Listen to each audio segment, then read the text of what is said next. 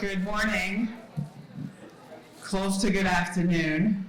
If I haven't had the pleasure of meeting you yet, my name is Dr. Ojladi. I'm the Dean of Students here at HEC, and I'm also one of those people who send you emails. So usually when I walk around campus, that's how folks identify me. We are so thrilled that you are here this morning, whether you're here because your class is here, or whether you're here because you saw the advertisement and appropriately thought, this sounds like a message that I need to hear this morning. I guarantee you it's a message that everyone needs to hear. We are very, very glad that you're here. Here at HEC, we are very proud partners with the Washington County Health Department. They do incredible work. Many of you have already interacted with some health department representatives in the lobby of our student center. You'll see them on campus quite a bit, handing out helpful information. This is the 7th year that the health department has been involved with Washington County Goes Purple. How many of you have driven through Hagerstown and seen the purple lights? Excellent. And if you're wondering what that is about, that's largely why we are here today. So it's a very critical awareness opportunity. And we are thrilled to be partnering with the health department. I'm going to hand it over to my colleague at the health department, Ms. Sam Boley, who's going to introduce you to our speaker. And also, I want to say that if you have questions about this picture, you'll be hearing more about that at some point this morning. Samantha?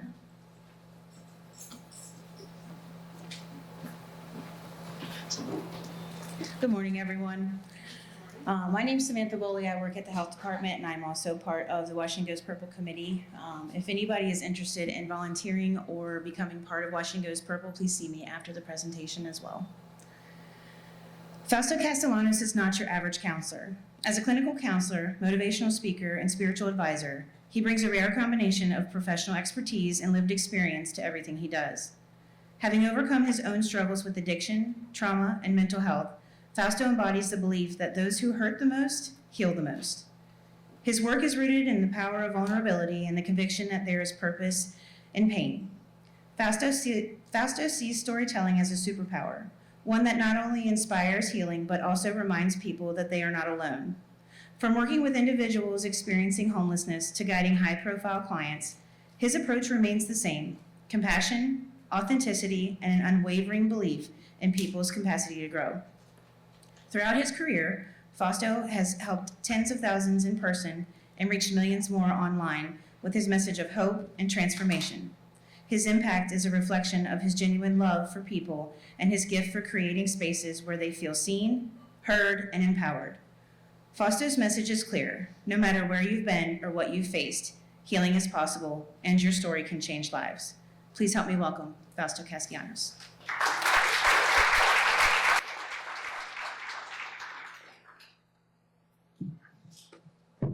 All right. Can you guys hear me back there? Everybody can hear me? All right, perfect. Well, first of all, guys, can we clap our hands and make some noise for today, guys? We're done putting this together. Everybody clap. Here we go. So just real quick, by show of hands, who in here has ever struggled with any mental health problems? By show of hands. I know some of you guys might not want to raise your hand. That's okay. I get it. What about, has anyone ever struggled with an addiction in this room with a show of hands? Anyone? Okay. Now, does somebody know somebody that struggled with addiction? Raise your hand. Huh? Has anybody in here ever experienced any type of trauma or seen any trauma in their life? Raise their hand. Okay. The crazy thing is, mostly everybody in this room has had some form of trauma, but you just don't know it yet because it's all you know. And a lot of times you start to realize that you do come from maybe some form of dysfunction once you start to talk about it. But I know not everybody's willing to be vulnerable, because sometimes vulnerability is seen as a weakness. Vulnerability, might not be cool, but what you don't share, you're going to wear, and it's going to wear you down.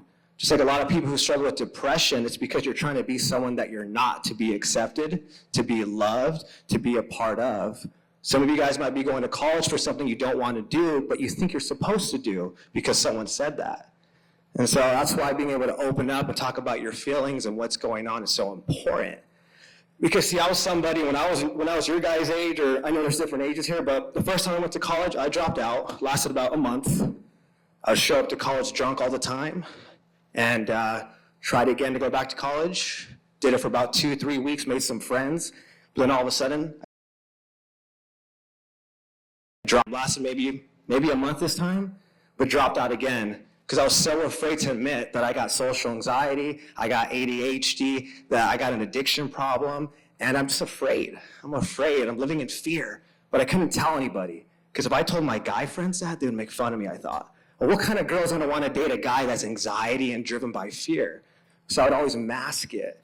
And for me, drinking masked that pain. Drinking made me confident, it made me feel seen, it made me feel heard. I can laugh, I can have fun, I can go ask a girl out when I'm drunk. So to me, alcohol saved my life. But then that sparks up curiosity for drugs. Some drugs, there's party drugs, there's upper drugs, downer drugs, just to be a part of, to fit in. And so I always say that's why you gotta talk about what you're going through, right? What is it that you feel that's causing you to live another way? Because some of you guys might be in college today thinking this is gonna fix you and it won't. Some people get addicted to academics, getting A's, getting that 4.0. Once I get this college and I switch my environment, everything will be better. But wherever you go, there you are. And that's the facts. And for me, remember, I'm somebody who's battled with all that stuff. I did. So see, I grew up with a narcissistic father. So maybe you guys have grown up in dysfunction where maybe your mom and dad, they don't give you what you want, they give you what you think you want. And so maybe you don't feel enough. Maybe you got that parent that's push and pull, right? Walking on eggshells, So what's gonna happen is if you don't feel enough at home, then guess what? You're gonna try to feel enough here. But sometimes that's not good. I don't know if any of you guys has anyone in here ever been in a relationship before? Raise your hand. Okay. Well, as we all know, maybe you've been in the wrong relationship before. A lot of times we can chase the wrong relationship because we want to be loved so much. So we'll settle for less, but if you settle for less, your life's going to be a mess. See, I've been in many toxic relationships. I know what that's like. I've been cheated on, I've been betrayed. I'd get cheated on and stay in the relationship still because I don't think I can do better. Because again, I need love. I don't want love because I didn't feel enough growing up. The reason why I share these things is because I hope that you guys in here, if you do struggle with any mental health problems, that you're talking about it. I hope that if you've seen some trauma or been through some trauma, that you're talking about it.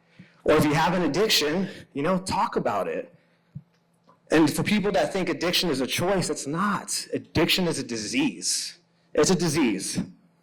Think about it. People get cancer. Oh, I'm so sorry.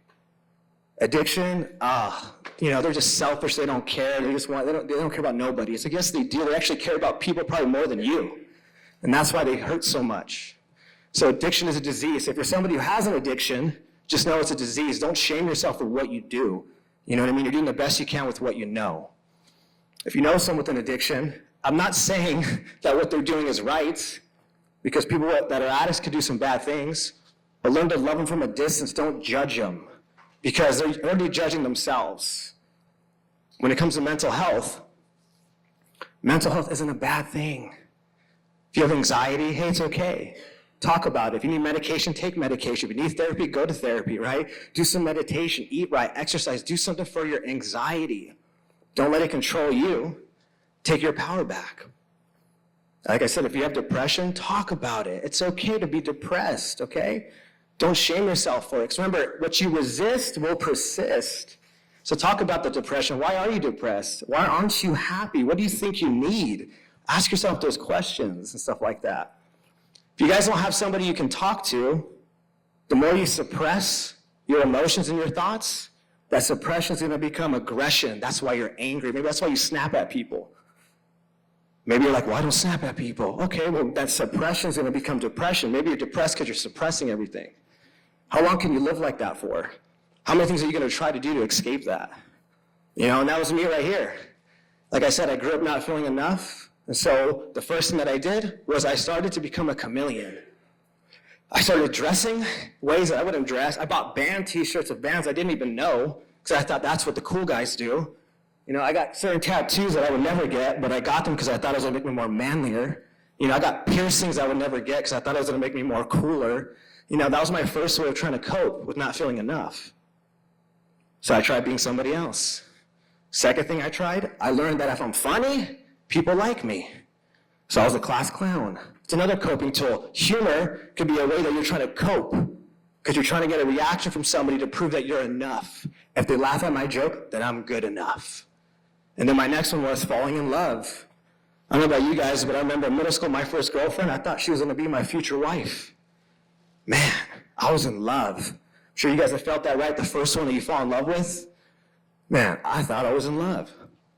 I thought I was fixed. If I can have that, then I'm enough. If somebody likes me and loves me, I'm enough. So that's why I tried dating to cope. Maybe some of you guys have tried that. All right? Maybe you guys won't admit that or won't, but maybe some of you guys have tried dating will make you feel enough. Maybe some of you guys have a hard time being single. Think about that. Why do you struggle with being single if you're one of those people? Or better yet, I'm not going to get in a relationship. Why? Are you afraid to be hurt? They both look the same. So pay attention to that. What are you avoiding? You know?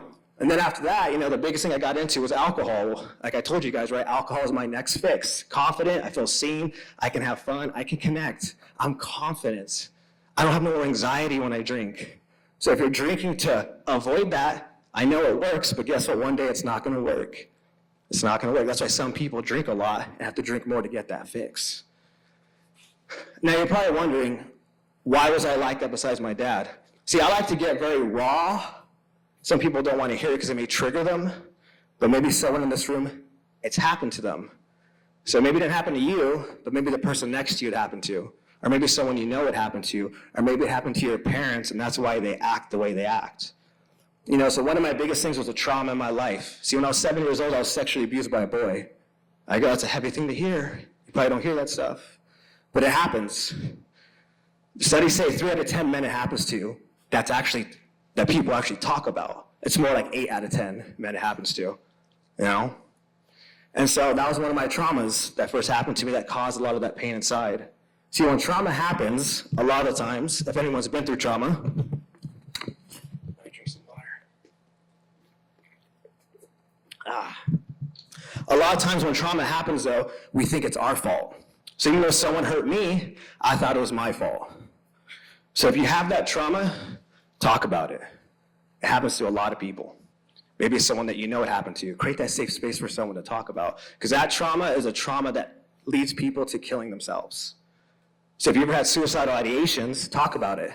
I tried committing suicide more than 20 times. Hanging myself, taking pills, shooting myself in the head, drowning myself. A lot of times. I've been in 5150, which is being thrown in the psych ward.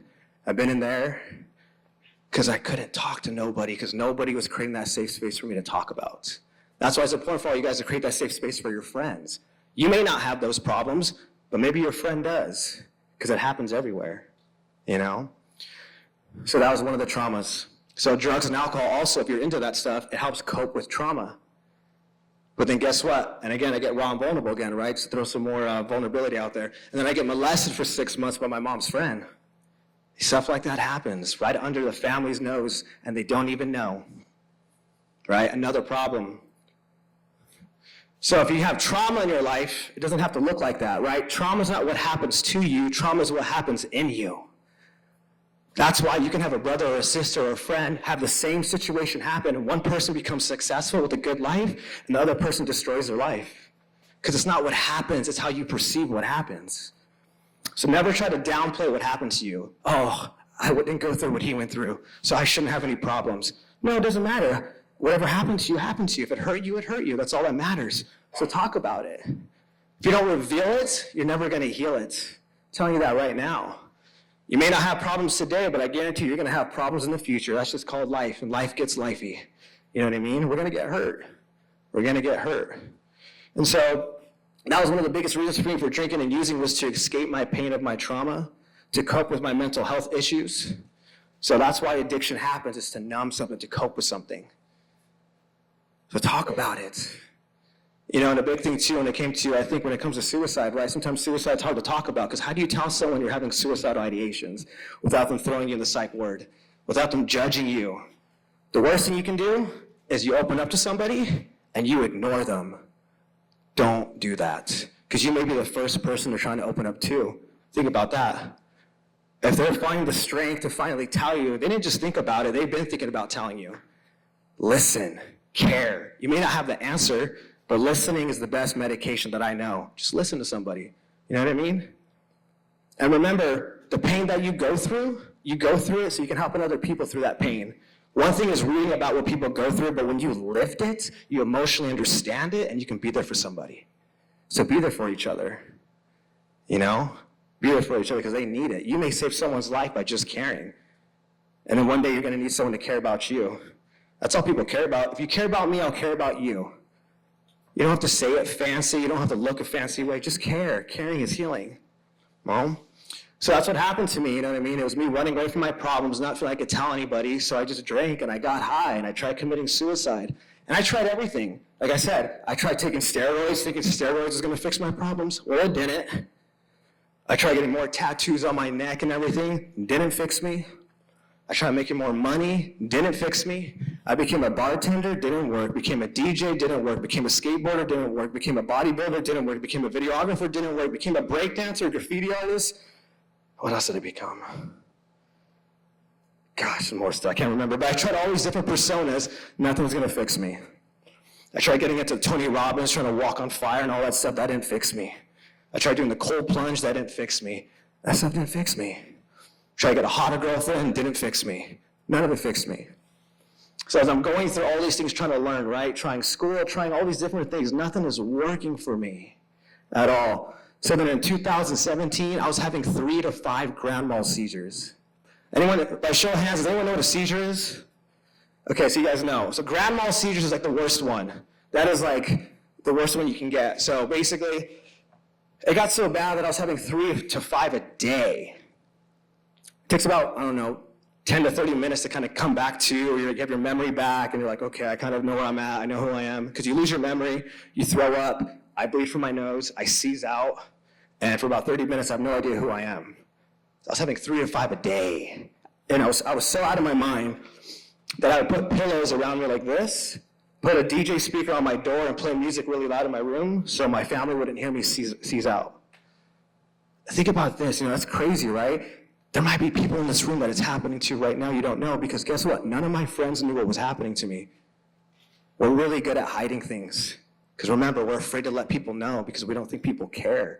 We're afraid people will judge us, because it happens. You hear things. So my life got really bad at that point, right? And then I tried shooting myself again and hanging myself. For whatever reason, it didn't work out. But thank God, somebody in my life cared to listen to me. Because see, somebody actually listened to my problems. What I share with you guys today, I told someone the first time. I've been traumatized, mental health problems, I'm a drug addict, I'm afraid, I got insecurities, I think I'm stupid, I think I'm ugly, I think I'm unlovable, you know what I mean? Like I'm just so afraid of everything in life. I'm tired of trying things, it's not working, I'm tired of hiding. I feel like everybody in this room has it together, but I don't. Like, what's wrong? I can never figure it out. I come from poverty too, so I don't come from money. I don't have any family connections and nothing like that. Just me taking care of my mom. And then she has stage 4 cancer at this point. I can't even take care of my mom because I'm too busy over here hating my life and dying. But somebody cared and they listened to me. And that one person that cared and listened to me told me, what happens if everything that you went through, you were supposed to go through because you're strong enough to experience that pain to help out other people through that pain? I was like, oh my gosh, I never thought about it like that. A perception change, right? Everything's perspective, how we look at things. You can look at it as a good thing or a bad thing. Well, I looked at all that bad stuff in my life in a positive way, and I felt for the first time in my life peace, joy, hope, excitement, and that was 8 years ago. And those 8 years of somebody just caring about me one time let me know I'm not a bad person. I just have bad habits because I've been hurt. There's nothing wrong with having mental health problems. A lot of people have it. The trauma that I've been through, I'm not the only one that's been through it, because a lot of people I found out went through the same thing I went through. And I was like, wow. I didn't know that I can have another family. My biological family might not be there for me, but guess what? I can have a chosen family to love me. It's beautiful. I was like, yeah, but I'm academically stupid. I cheated in school my whole life. I dropped out. See, I got a master's degree in theology and a master's degree in social work now. Think about that. I was like, how did I do that? I've been in toxic relationships my whole life. Now I'm married in a healthy relationship. It's crazy. I grew up in poverty, No money. My mom made $21 an hour taking care of 2 kids in Orange County, California, because I'm from Los Angeles. So it's expensive out there. I don't know if you guys know that. It's expensive. You could probably get like a small little box studio that's probably as big as this screen for like $3,000. It's expensive. You know what I mean? I grew up in poverty. You know what I mean? I'm an entrepreneur with multiple businesses, and I'm very wealthy now. And I could take care of my mom and my sister and my family, you know? It's crazy. You know, my life today is, what I tell people what I do is, so I'm a motivational speaker. I've traveled the whole world. I've lived everywhere. I've been to almost every single state in this country. I've been to different countries all over the world for free.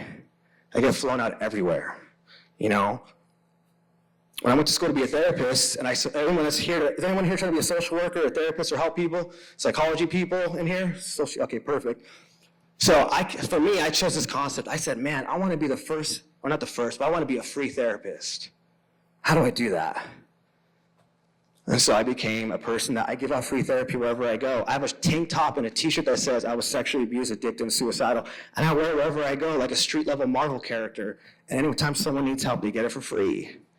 So then I said, what's another way to help out people? Let me start a YouTube channel. So I became a YouTuber. Then I got social media famous. Then I started a podcast. I have a ton of celebrities I get on there. Then all of a sudden, I became the therapist to celebrities. I work with America's Got Talent. I work with the UFC. I work with NFL and NBA players. I work with people in Hollywood that are producers and actors and directors. I became the #2 jump roper for all athletes in the whole country. Out of 8 billion people, only 2 people can do what I can do with the jump rope. And that's kind of crazy. I'm like, I can do that too? It's pretty wild. Now I went backpacking in Asia through 14 countries too. No one spoke English to me for like 6 months. I'm in 14 countries just backpacking. I'm like, this is crazy. This is my life. You know? Think about it, who I was. Insecure. I'm not confident. I don't even know why I'm up on the stage. I was overthinking this whole trip before you guys got up here. Because I'm an overthinker, right? I don't think I'm enough still. I still doubt. But for some reason, if I just show up and I'm honest with you guys and I share my story, doors open up and blessings come into my life. You know? My life's crazy. I went from being a drug addict to now I get paid to act in famous hip-hop artist music videos. You can find me on YouTube, and I get to act like a drug addict now in videos. I'm like, that's tight. Somebody was like, hey, can you play a gangster? I'm like, I used to try to be one when I was 14. All of a sudden now I'm playing a cholo in a music video too. I'm like, this is tight. You know? It's crazy. They're like, hey, can you play an alcoholic dad? I can act just like my dad if you need me to, you know? Boom, I get to play that. I mean, it's crazy what my life is. I got chosen to be on the #1 recovery magazine in the world. They did an article on me called The Man Who Chooses to Be Homeless on Purpose. Yeah, I chose to be homeless on purpose at one point because I wanted to know what it was like. You know, and they did a whole article on me. My life is crazy today. My life is amazing. I do whatever I want. I have fun. I live my life by just being myself and honest. And the reason why I share that with you guys today is because I want you guys to know that if you're here today and you have mental health problems, talk about it. Addiction, talk about it. Trauma, talk about it. If you guys don't know what you want to do in life, pay attention to what you feel right here. Because I really believe that your imagination is a preview of your future. It gives you a little trailer of what you're supposed to do, so you can have faith that you're going to get there. But remember this, be careful who you share your dreams with, because there's dream killers out there. Oh yeah, people don't want to see you do good sometimes. That's just what it is. Because you make them feel insecure, because you're a reflection of what they wish they had. So be careful who you share your dreams with. But remember this, if you don't go after your dreams, you're going to be unfulfilled in life. You want purpose. All of us are born for a reason because we have purpose, so chase that purpose. Do whatever you want. And don't worry about how you're going to get there. Just trust that you're going to get there. See, my wife's a biomedical engineer. I don't know if you guys know what engineers are, but they're pretty smart. Her brain works data and numbers and logic and all that stuff. So she'll create a little game plan, how she's going to get there. And I think it's cool. It's smart. To me, I don't know how they do that. Even though it's simple, to me, it's difficult. I just go in my room and I go, I'm going to do some little visualization and pretend like I'm already there and dance like I'm there. And then a day later, I go, guess who called me? So-and-so. They offered me that opportunity of a lifetime. She goes, that doesn't make sense. How did it happen? I'm like, I don't know. I just pretended like I was with them in the future, and they called me, and it actually worked. So you'd be surprised what you guys can manifest. You guys have the power to have any life that you want. If you don't want to live here no more, you want to live somewhere else, go for it. Take the risk. It's too expensive. You'll figure it out. So for those of you guys that want to help people, there's something I want to talk on. For those of you that are struggling, I want to talk on, for those of you that don't have any of these problems, I want to talk on. If you're somebody who helps people, something I want to recommend, the goal to helping people heal, if that's what you want to do, is make them feel safe first. Make them feel safe, because healing only takes place when people feel safe. I don't care if you know the right terminology, information doesn't heal, emotion does. So learn to create that safe space for people. Create it. Be open-minded with them. Be accepting. Love people where they're at. Don't judge them where they're at. Don't try to change them. Just love them. Keep your beliefs to yourself too. Sometimes when you put beliefs on people, people have religious trauma. Don't put your beliefs on people. Love them. Don't tell them what they should believe. Be careful, but also be careful too, because secondary trauma is real, right? When you're dealing with people, what they're going through, you're going to take that on. So a technique that I like to use, and it sounds kind of cynical, but it's real, I say it was nice knowing you in my mind when I shake their hand, not to love them less, but it makes me love them more, because I understand this might be the last time I have with them, but also I can't take this on with me emotionally. So you got to learn to detach with love, which means you love them more. That's a thing. And those who are helping people too, put yourself first. Get your own therapy too. A therapist should have a therapist too, because we're going to be doing a lot of work with people. If you're somebody that wants to know how to help people, but you're not going to school to be a person to help, like I said, just care about people. Educate yourself. People who hurt you don't mean to hurt you. They're just doing all that they know, right? So don't take it personal. I'll tell you what, 99% of things, people aren't doing to you personally, unless they're a psychopath or a sociopath, which is anti-personality disorder, which is a thing. But I'm telling you right, most people, they're not out to get you. If they hurt you, they hurt everybody. Everyone's just trying to survive. So don't take it personal. Don't assume anything, right? Don't do that. Just, create that safe space for people. If you're somebody who's struggling today, I really do hope you talk to somebody. I really do. Talk to somebody today. Do it now. Talk to me. Talk to, do something for it. Because you know what I mean? Like, we love you, you are needed, and you matter. Don't judge yourself. Don't shame yourself. Shame is the worst thing. Shame is I am bad. And guilt is I did something bad. Guilt's okay. Guilt tells you because you don't want to do it again because you care. If you didn't feel guilt, that's kind of scary. It's a psychopath thing. So don't shame yourself. Where was I going with all this? See, I'm such an overthinker and I blank out. But that's a little bit about my story on mental health and trauma and stuff like that for you guys. What I want to do now is I really want to be able to kind of create this space for you guys to ask questions. Don't be shy. You can ask me whatever you want, whether it's on this topic or something else, doesn't really matter. It could be on anything. So any questions that you may have for yourself to work through, maybe for other people. Like, what is it that you guys have that you'd want to ask on anything? You have your hand raised? Who was that person that cared for me? So yeah, it was actually, so I worked at a place called Lucky Strike. I don't think you guys have that out here, but it's a bowling alley, like a bougie one. And it was actually a regular that came into the bar that, it's funny, I tried learning how to do street magic when I was a kid because I thought girls like guys who do magic, right? So that was like one of my little things I tried to learn. So this guy would come in and do magic at the bowling alley. And he told me that he went to prison for making Porsche cars disappear. He got really good at making things disappear. I'm like, you make cars disappear? You went to prison? Like, that's the coolest thing ever. Like, dude, chicks will love that, So he was somebody that I saw, in my eyes, was a miracle. Went to prison, came out, and now he's like this man of God, loving person with a wife and kids. To me, I was like, he's a miracle. So I reached out to him, and he was the person that actually listened, picked me up, and took me to his house so I can talk to him. That's who it was.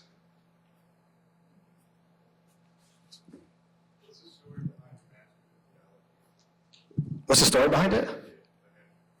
How did I get it? Like, why did I get it? Both? Like, how I got it or why I got it? Okay. Yeah, so the biggest reason why I wanted to get the theology degree is because I want to understand all aspects of life, right? From a theology side, and I wanted the psychology side, right? So I studied, from Christianity to Buddhism to Hinduism, Bali Hinduism. I lived in Bali. So I wanted to understand all aspects of it because I didn't want to be one-minded with people. I noticed that the less that I know about beliefs, it's harder for me to talk to people because I'm so close-minded. So I wanted to learn different beliefs to really understand how to be able to approach people and talk to people. And the way I went about it was my mentor. So my mentor was one of the most famous pastors in the world at one point. So to this day, we have 1,000 people a week come to his house for free. For free. Thousands of people. We throw parties and have DJs and barbecues. It's real fun. And, he had a schooling for it. So I told him, hey, I want to do it. So I was able to go to school through his school to get my degree. Yeah.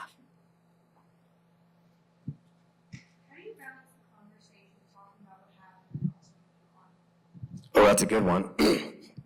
So she said, how do you balance the conversation of talking about what happened, but also moving on from it, right? Yeah, so I would say this. There's a difference between being vulnerable with somebody and complaining to somebody. To complain is, I'm going to tell you my problems, right? Like trauma bond is the word. I'm going to tell you my problems, but I'm not going to do nothing about it. Right? To me, right there, that's when it's like you're talking about it too much because you're not doing nothing about it. But vulnerability is, I'm sharing this with the hopes that it's going to help you, or I'm sharing something to process with you because I plan on going to therapy for it. So that's kind of the difference of balancing it out, right? Because remember, you share your story to help others, and you express yourself to process it. But there's a difference between complaining about it and processing it. So I would say that's the balance for those two.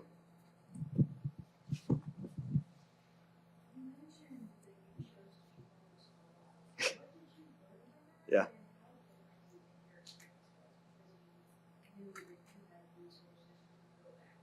Mm-hmm. Yeah, so she's asking me, what did I learn from that experience from choosing to be homeless? So, something I've learned about the homeless population is that a lot of people always think the homeless people are always because they're doing drugs and they want to be there. Now, there is that. Don't get me wrong. There's a lot of people that are homeless because of drugs. And the reality is, when you get comfortable in a certain type of lifestyle, even if it's bad, you'll choose to sit in that versus getting out. Think about it like this. Some of you guys may only know how to be in a toxic relationship, but you want a healthy one. But for some reason, you don't get in them because they actually trigger you, because a healthy relationship is going to be difficult for you to exist in because they care, they listen, they show up, they're reliable. So a lot of times staying in the sickness is a lot easier. But a lot of times what I saw with the homeless population too is you'll see some people that are actually homeless because of some messed up situations. I've seen some. This is why you don't marry a narcissist. So I've seen some where a narcissistic husband pretended to have the wife's name on the house, on the bank accounts, everything for years, never did. And then once the kids were older, he goes, all right, I'm divorcing you, I'm kicking you out. And she found out her name was on nothing. And he made sure she never worked for 20 plus years because she wants to take care of the kids. So now she's in her 50s, has nothing, no money, nothing, kicks her out, she's homeless now. So you see situations like that, or people just can't afford their rent, and they don't have no one to help them, they end up on the street. So I found out that there's a lot of different ways to be homeless, so don't judge everybody that's homeless, and how blessed we are to have so many resources and things like that to be able to not be in that place.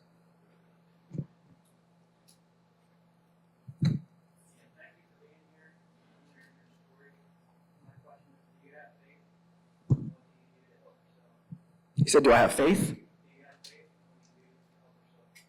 To deepen my faith, or? I do have faith, yes. And the second question is? In which way? Yeah. Yeah, so I do have faith, right? So I'm okay talking about my faith with people, right? Like I said, believe in what you want to believe in. For me, the Jesus way works for me, right? Not religion, but spirituality is a big difference, right? So I love Jesus because for some reason, that was the one thing that brought me peace for me, right? So I chose to go that route. What keeps me mentally right, physically right, spiritually right? So spiritually, for me, because I have ADHD, so I'm all over the place, I like devotionals. I like devotionals in the morning. I read it. It gets my mindset ready for the day, Or I like on Instagram, because I love social media, I'll get little pieces of scripture, and it's all things are possible with God, so don't give up. For me, I'm like, okay, cool, I'm going to take that risk. I'm going to go for it, even though I don't want to do it, I don't think I can do it. This says I can do it, so it helps me take action and believe in myself when I don't. You know what I mean? It's kind of like having a free therapist with you 24/7. That's how I see it. And my God has tattoos, likes house music, and is just like me, Physically, right? I'm big into my physical fitness, so I work out 5 times a week. I'm at the gym for 3 to 4 hours. I don't recommend it, but that's my happy place. I like to talk to everybody. You see how I'm like very charismatic, talk to people, help people out, hang out there, cold plunge sauna. And then mentally, what I do for me is I go to therapy. I go to therapy. I'll either go every week, depending on my problem, or I'll go once a month. I'm always reading positive books, watching positive TV, and surrounding myself with positive people. Because I know how easy it is for me to fall into negativity. I know I already doubt myself all the time. I don't need to be around it anymore, So I try to protect myself from any negativity.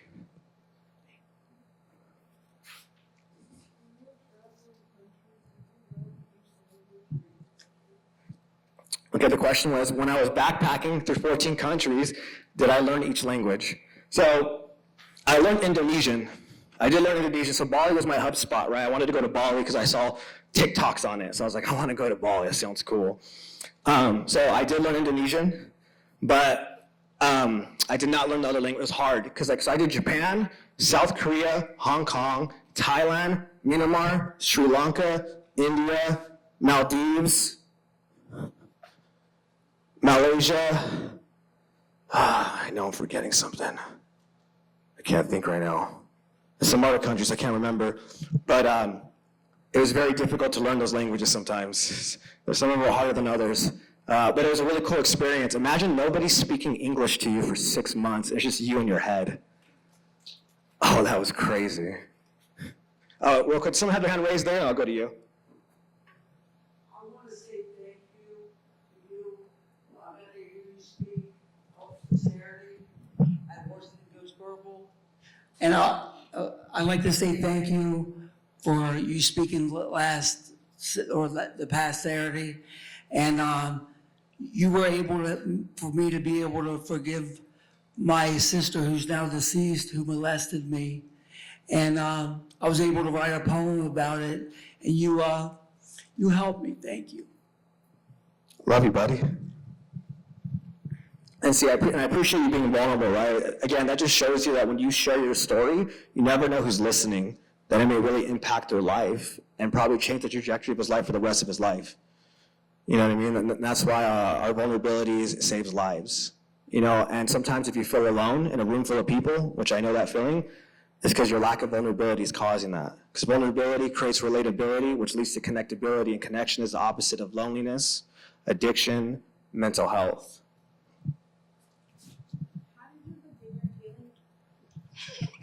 How did you begin your healing journey, and do you think that you actually moved on from your trauma? Ooh, I like that.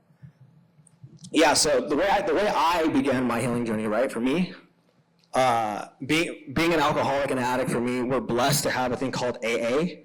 So an AA is a 12-step program, but the principles of the 12 steps is actually something that anybody can do, right? So the process was, one, you admit you have a problem. That could be with anything, right? It could be with eating, relationships, with fear, with doubt, lack of money, whatever. So first step was, right, admit I have a problem, like, yes.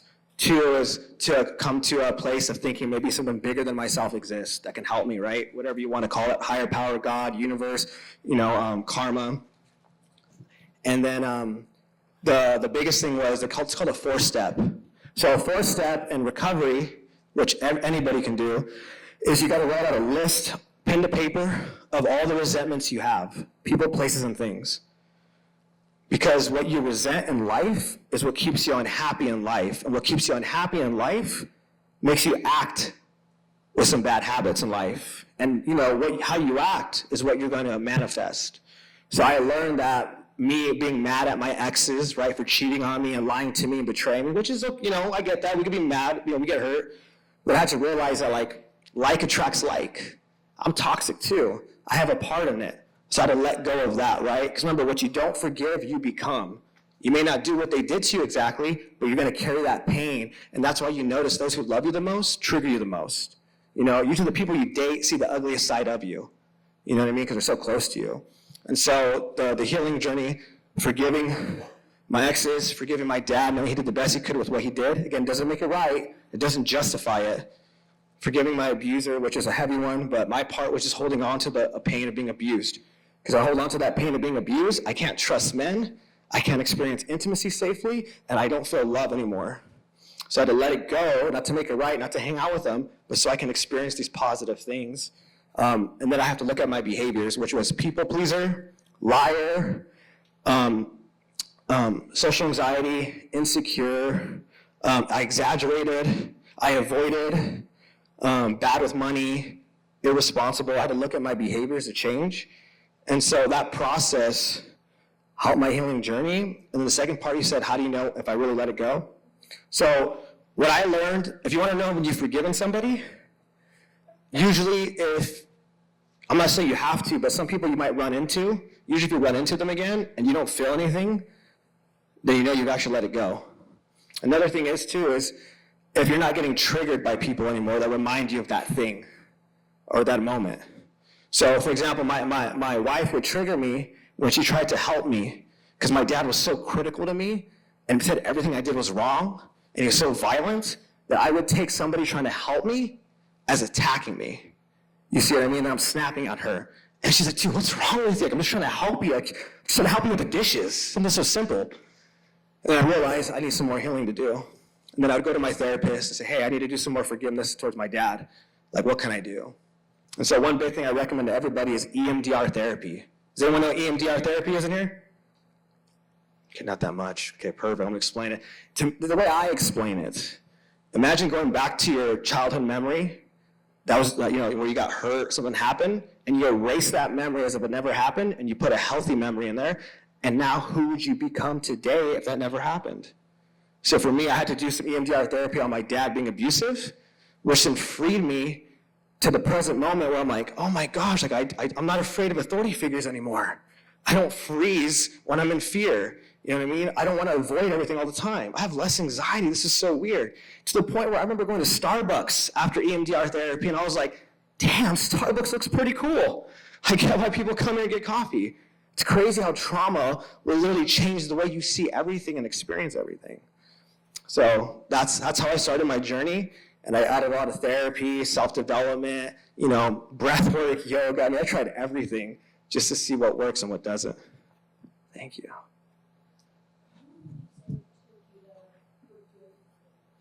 Ooh, that's a good one. How long did it take to forgive?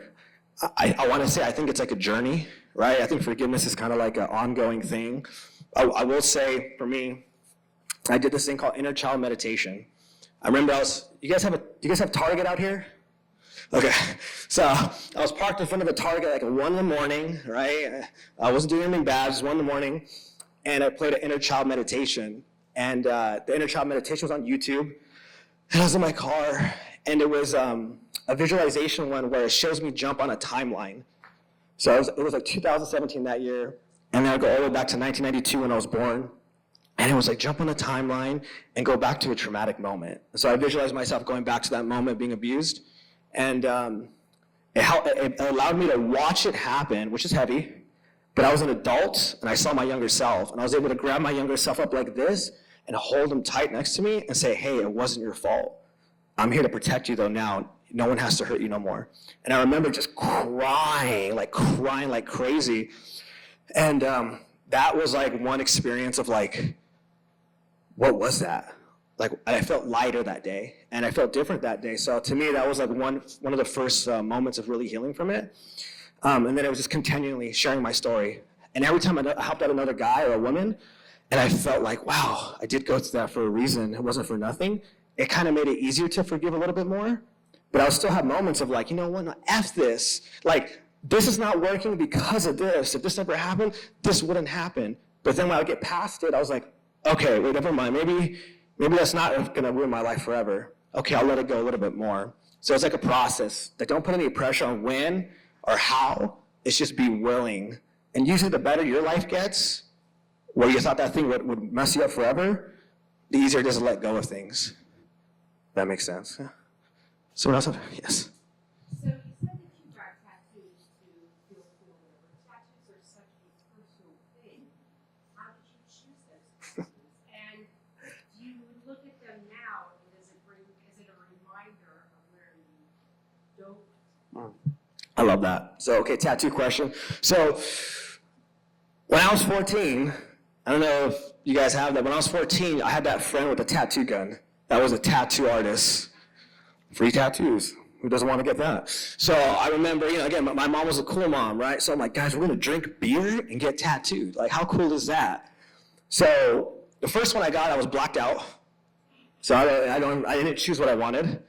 And then the rest of them were like, oh yeah, tattoo, trust no one, fear no one, right here on my arm. Yeah. And then I got life's a trip on my arm right here. And then I have a death wish, which is like a skateboard brand. And then I got a bass clef for some reason. I don't even play guitar.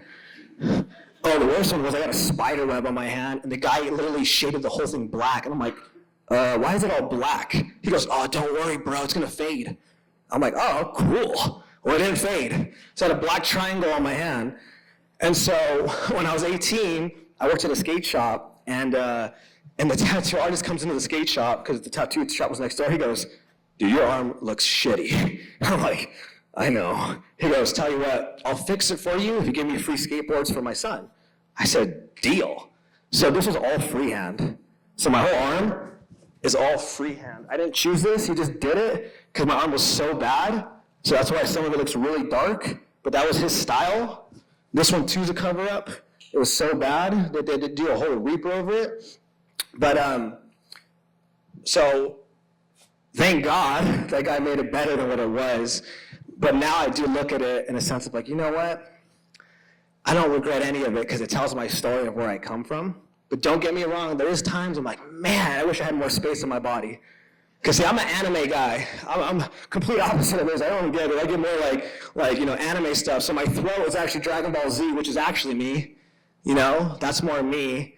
And I'm a cat guy. I'm a cat freak. I have like the Instagram cat. If you've ever seen those Instagram cats, my cat walks, plays catch. I go traveling with it. I have a cat backpack. They know me as the crazy cat guy in Orange County, Los Angeles.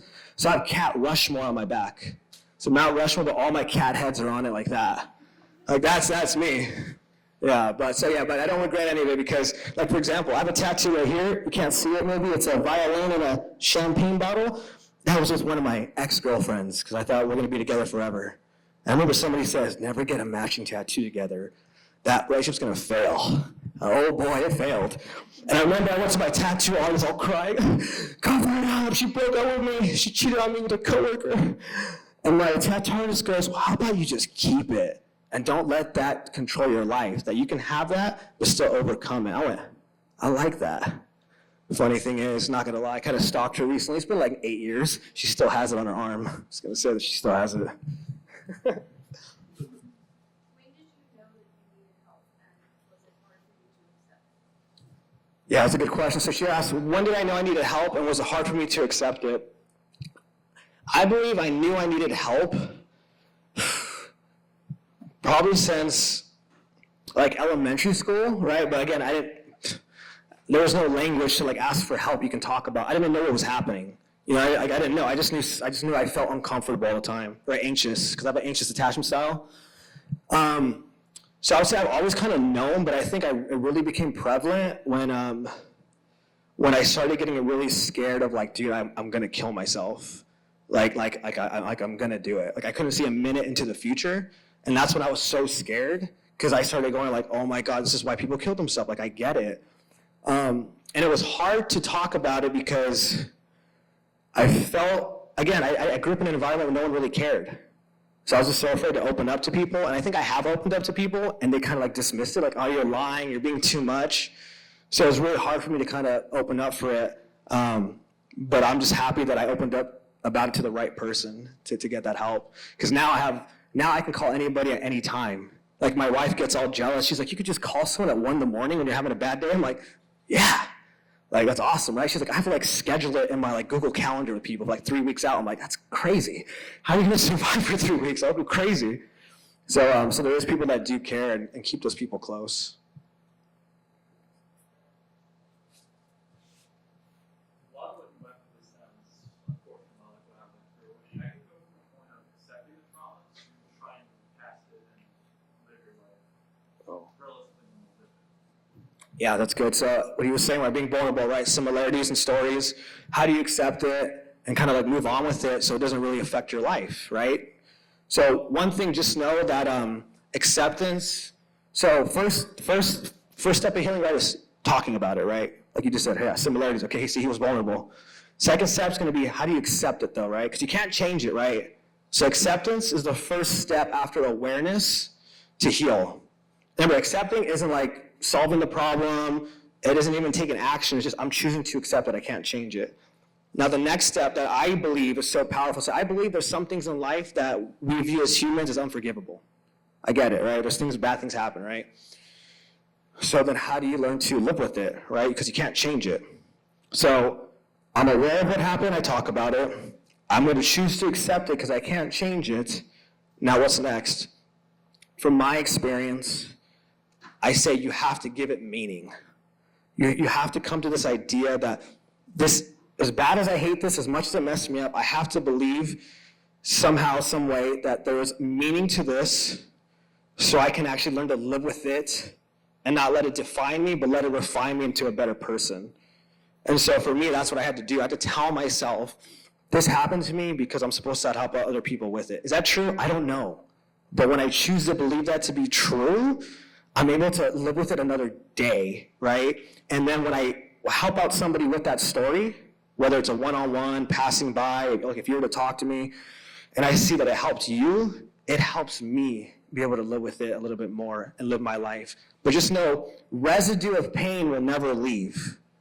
The residue will never leave. So we have to, that's why we have to keep on helping, keep on sharing, keep on processing, because the residue will never leave, but the residue stays with you, that pain, so you can remember that pain, so you can speak to that pain in other people. You know what I mean? And so for me, that's what helped me learn to accept, give it meaning, share it one day at a time, and little by little it gets better. And then there's seasons where you're like, man, this hasn't affected me for like a whole year, that's awesome. But then there's a season that comes back a little bit. But you just kind of know how to get back to the healing process. Yeah.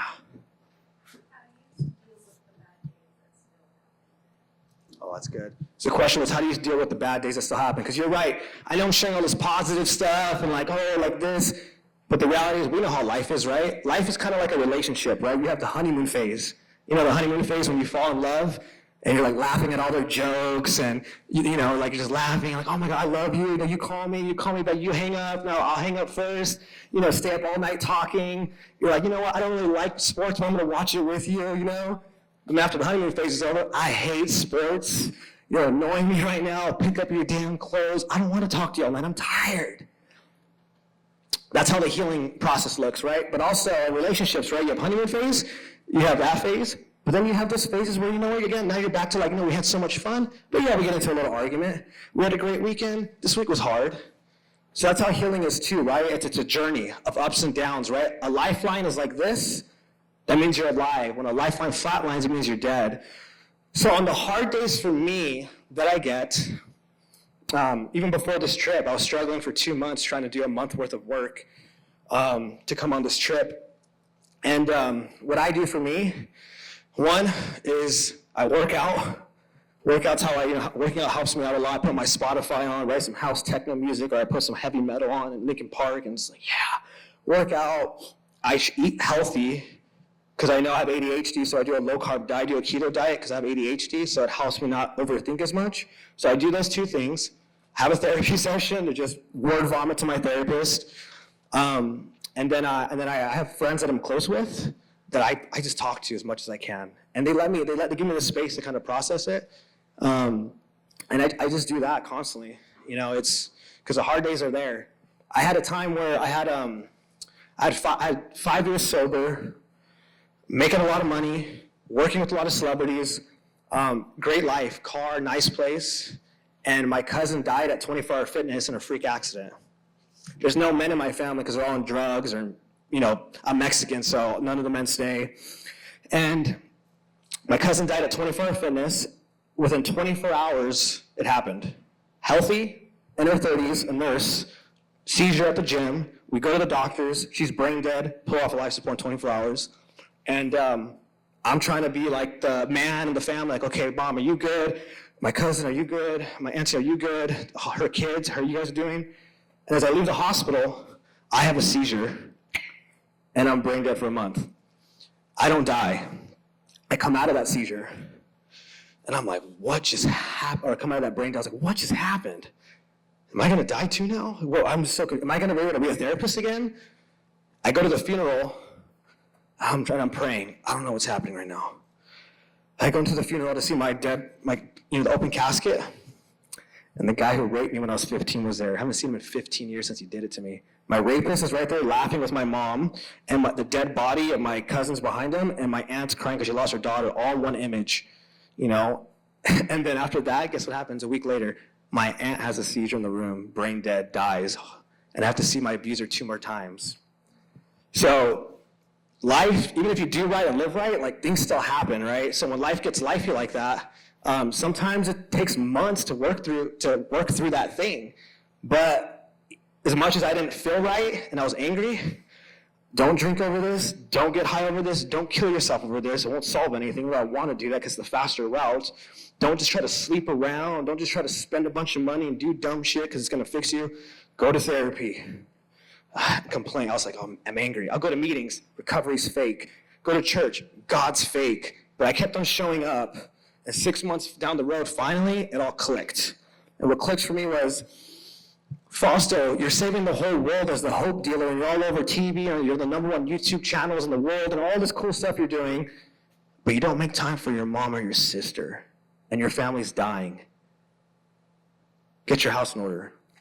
I was able to take something from it, and I became a better son and a better brother because of it, right?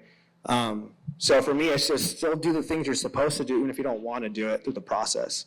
Those are the days you really got to double up on prayers, therapy, your friend groups and stuff like that, just to get outside of this. Because remember, your head's the problem, right? You have the stinking thinking. It's always out to get you. Thank you, Fausto, so much. Students, we know that some of you have another class to get to or maybe lunch before class. Thank you so much for attending. We're not done yet, but I do want to acknowledge if anyone has to leave. If you haven't signed in already, we will give your sign-in sheets to your faculty. Fausto, before you leave, and I understand that you are willing to stay behind and talk to anyone individually, so no need to rush out. Can you please explain the picture? Yeah, so also, too, before I explain the picture, too, again, too, if any of you guys want to get in contact with me, if you have to leave or whatever, my YouTube channel is Not Your Average Counselor. I do free therapy. I have a podcast where I'm going to be interviewing different celebrities in the gym where we work out and have deep conversations on heavy topics. And then my Instagram is Hope Dealer Fausto.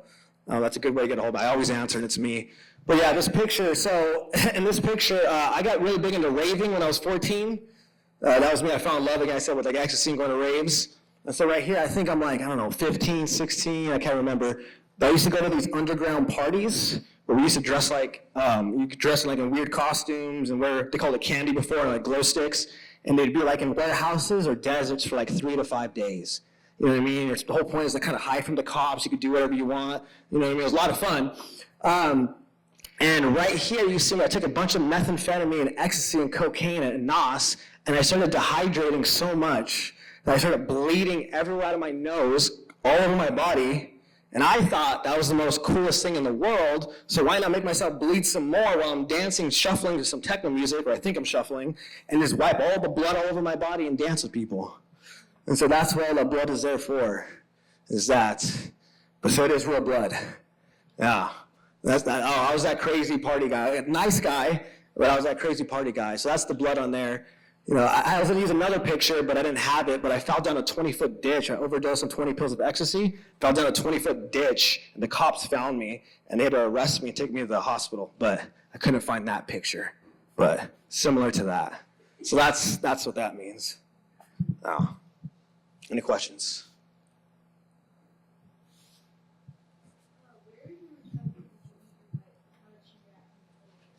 Oh, that's good. How did I meet my wife, and how did she react when she knew about this stuff? First of all, bless her soul. I always say anyone that's going to date a recovering addict, bless their soul. So I'm a very social person. I've always been able to socialize with people. And for me, I got to a point where I tried a dating app. So I tried using Hinge. Hinge is one of the dating apps because I did some research. Tinder is where you just want to kind of have fun. You know what I mean? I was kind of in a place where I'm a lover boy. I can't have fun without falling in love. So I did Hinge. And what I did was I wanted to go after somebody who's the complete opposite of me. So I said, all right, college graduate, biomedical engineer, Persian, you know what I mean? World traveler, like complete opposite of me. I don't know about you guys, but I'm big into Myers-Briggs personality test. I'm an ENFP, so my ideal person is an INFJ. I believe in it. So she had INFJ on her dating thing. I was like, oh, this is definitely going to work out. So that's how I met with her, and luckily, she wasn't an addict, but she had similar experiences. So she had a level of understanding with me. So I think her having a level of understanding of trauma, not addiction at all, because she doesn't understand it. She was able to have empathy for me, and the fact that she was just curious to learn about it. You know, because I was the type. I said this my first day. I said, look, I'm an ex-addict. I've been through, being abused. My dad's like this. This is what I struggle with. This is what I'm willing to do. This is what I'm willing not to do. Are you okay with that? And she was. So I think just being honest and vulnerable with her, from not worrying about what people think. If someone's going to judge me for who I used to be, then they're not meant to be with me. So being able to be transparent with it, but also understanding that that doesn't mean I can justify certain things that I do. You know, and obviously you got to be careful too, because once you share that with them, you have to be okay with them knowing everything. So that's how that works for me. Yeah. Yeah. Is the what? Yeah. Oh yeah. Oh yeah. INFJs are perfect counselors too. So it's funny because she's probably the one person that listens to me the most. And I tell her, hey, my bad. I don't ask you any questions because I listen to everybody else, but you listen to me. So just tell me something about your day, because if not, I'm going to talk your ear off for 5 hours. Find yourself an INFJ, everybody. I'm letting you know that right now. They're the best listeners. Oh my gosh. I go, you're so good at just asking me questions. Like, really, but why? I was like, that's a great question. Let me tell you why. Yeah. So Myers-Briggs, figure out yours and you'll find your ideal partner. Trust me, I know. I went after my unideal partner just to test it out. Because, again, I'm open-minded. Worst decision ever. Who or what is your inspiration to want to help people? Ooh, I like that. So you said, who or what is my inspiration to help people? So for me, honestly, I think ever since I was a kid, that was like the one thing that I was always really good at, was like caring about people. I always knew how to help out. I didn't really know how to hang out. So people used to call me like, oh, Fausto, you're kind of like the therapist, right? Like when I was younger. And I think maybe I'm like that because of my mom, you know? And so when I got clean, and me just being myself, right? I've always been a helper. Like just helping somebody was like so celebrated in like a community of people hurting. I was like, whoa, dude, like me just being who I am is like so loved and so needed. Like that's so cool because that's who I naturally am. I don't try to be like this, you know what I mean? Like it's easy for me to help. So probably my mom would be my inspiration, and it's the best feeling in the world for me. That's why I chase it, you know what I mean? And I also like to be there for like, you know, like I said, I wasn't the popular kid. I'm not the most handsome kid. I didn't come from money. So for me, I kind of like, I love to protect the people who are not entitled to things. I want to be that person that sees the shy person over there, like, hey, what's going on? You want to talk? Or like, hey, you don't have any money? Like, I'll buy it for you. Or like, hey, you want to cut the line and come with me? Like, sit with me. You know, that kind of inspires me. I want to be more resourceful to be able to help out those people in need that don't have the opportunities to. You know, that's why like now I have a cancer nonprofit, I have a suicide awareness nonprofit, a sexual abuse nonprofit, addiction nonprofit, mental health nonprofit. I give away $20,000 a month to free the people that have problems. I pay people's rents, I pay people's medical bills. I house people for free. Like I just wanted to have the plug for everything to help people because I know what it's like to not have that help. I think that's the reality, right? I know how it's like to like have nobody. So I want to make sure I can be that person for somebody.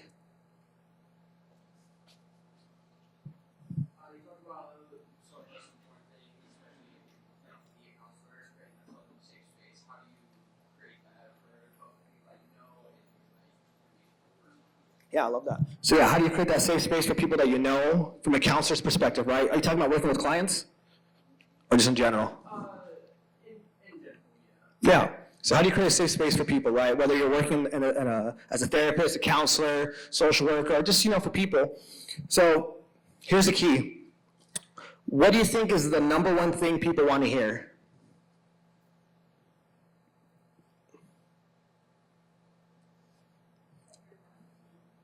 Their name. then your name is who represents you, right? Your name is you. Think about when someone says your name, you turn around. So 1, talk to them by saying their name. 2, what do people want to talk about? Themselves. So when you go into a space with somebody, call them by their name and have them talk about themselves. And just listen and paraphrase, right? Listen and paraphrase over and over again. That's how you create a safe space, right? So I would say this: have empathy, be vulnerable. Oh God, I'm trying to remember this. Empathy, vulnerability, empowerment. Always point out the good in them, even if they just know how to talk good, if they're funny, if they know something, like even if they're good at plumbing or electrical and you hear about it, like empower that about them. So you want to be vulnerable with them, right? So then now they know that you're not bigger than them or less than them, you're with them. Empathy, you're feeling with them, understanding and you're listening, empowering them, building them up. You always want to have some humor in there. Humor is great, be funny. It's nice to have humor, right? And the last one in that is, oh my gosh, what is it? I can't think of that last one. I have a whole training on it. And a big one is validation. You always want to validate people. If you don't agree with it, validate it. Because if it's important to them, it's important to them. So to create a safe space, right, is you want to call them by their name. You want to have them talk about themselves. You want to show them empathy, vulnerability. You want to empower them. You want to have some humor. And you want to validate them. That's how you create that safe space for people. It's really that simple. People say, like, I don't know what to talk about with people. You don't talk about nothing. Just make them talk about themselves. It's a technique, and a lot of people will like you for that. How do you help people without getting hurt yourself? Ooh, that's good. How do you help people without getting hurt yourself, which is a good one. So a practice you want to do is you got to remember this. We can't expect anything from anybody, right? So when you give to others, you got to give without expectations, right? Because there's going to be some people that are givers that you give to, and there's going to be some people that are takers that you give to. And there's going to be some people that you want to help, that appreciate it, and there's going to be people who want help, but actually don't do anything with that help. They just want attention or, validation. And so I would say you got to learn to give without any expectations to protect yourself at all costs. You know what I mean? So you got to almost be intentional, right? I got to understand, if this person doesn't get it, they don't appreciate it, I'm still going to be okay with it. And also sometimes you got to be smart with who you give to. Pay attention. Does this person really need the help or want it? No, I think I can see they're asking everybody for attention. I'm going to just take a step back. There's nothing wrong with that. Because we got to protect our energy and our time. We can't help everybody, and we can't be everywhere at once. So it's learning kind of how to separate that stuff to protect your time and your energy. How do you balance responsibilities and male expectations with strength and vulnerability? Say that one more time. That was good. How do you balance the responsibilities of male expectations and desire and strength with vulnerability? Yeah, okay, so for the males, right, how do you balance the expectations that are put on males and also being vulnerable? Right, what are the expectations of males, right? Strong, provider, stoic. We don't feel because we got to protect, right? Who said that? People's opinion said that, right? Times are changing, times are different. What used to work doesn't work, and what never worked is being talked about now too. There's a lot of things back then that they said worked that actually never worked, but we're actually just talking about it now. So I would say a real man, in my eyes, is a vulnerable man. A real man knows when to get emotional with somebody because emotions are good, right? And they also know when to not get emotional with something, right? So I think the balance with that is understanding that vulnerability is what makes a real man. You know what I mean? There's nothing wrong with that. That's how you connect with people. But I would say when you act like you don't have any vulnerability in your emotions, it actually comes off like very, you make people feel uncomfortable, like you're better than us, that you're perfect, that you don't care.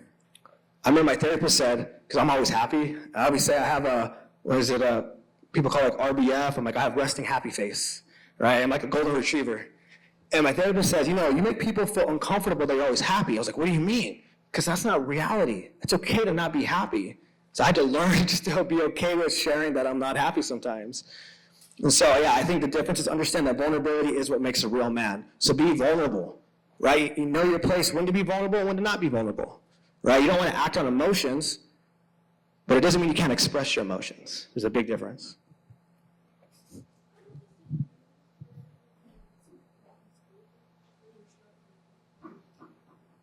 Yeah, so one method that I use when struggling in school. So for me, does anyone here know if they have ADD or ADHD? Okay, so ADD, ADHD, our brain is created that's in a way that's not meant for this world. That's just the reality. The way that the world works is not for our brain. So if we can't change the way the world works, then we got to learn to create our own world within it. So for me with ADHD, what I had to do in school was I'm a project person. I had to look at everything like a project. Okay, so today this project is this thing. I got to look at it as a project, and usually I'm going to do it last minute because I like the pressure of it last minute to get it done. So I understood that. So I knew to not beat myself up for waiting last minute to get it done. I'm going to get it done that way. And so I had to learn how to make school work for me and understanding that what is too much for me without feeling like I'm not doing enough. If I care about the course, I usually do better on the course. But there's also some courses that I just don't care about that I got to do, so I got to learn to accept that and actually ask for help. I was okay with asking people to, hey, I need a tutor for this, because like my brain can't handle this. So getting a tutor, asking for help, looking at things as projects for me. I would go to my therapist too to kind of process my week, because my therapist would just help me be like, hey, you're doing great. Like it's normal how you feel. Like, you know what I mean? There's nothing wrong with it. I kind of needed that validation to know like, I'm okay. Because I didn't think that, because I beat myself up for the way that I am. So doing that and having people in my life that I can talk to in school that have the same struggles as me to kind of go on the journey together of like, how are you navigating it? And kind of like helping each other out through that. So that's how I kind of kept my mental health and balance, was that. Having a lot of people in my circle and knowing how to work with my mental health.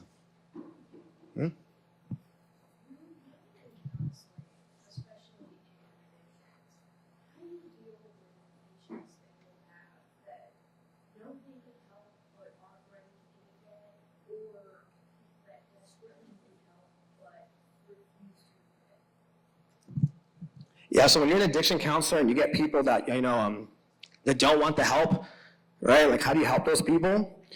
You just got to love them where they're at. Because remember, we can't change anybody. That's the thing with anybody. I know some people, if I love him enough or I love her enough, she'll change. No.